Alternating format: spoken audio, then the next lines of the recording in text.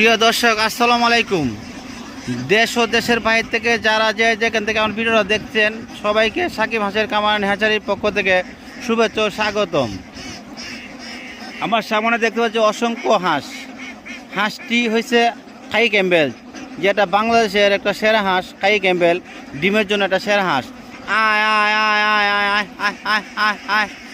তো প্রিয় দর্শক, আপনার উদ্দেশ্যে বলতে চাচ্ছি, বিশেষ করে একটা বিশেষ কথা হয়েছে, এই হাঁসটা সম্পূর্ণ ভ্যাকসিন কমপ্লিট করা হাঁস। কাইকি ক্যাম্বেল ডিমের সেরা হাঁস, একটা বাংলাদেশের সেরা হাঁস, একটা ডিমের হাঁস।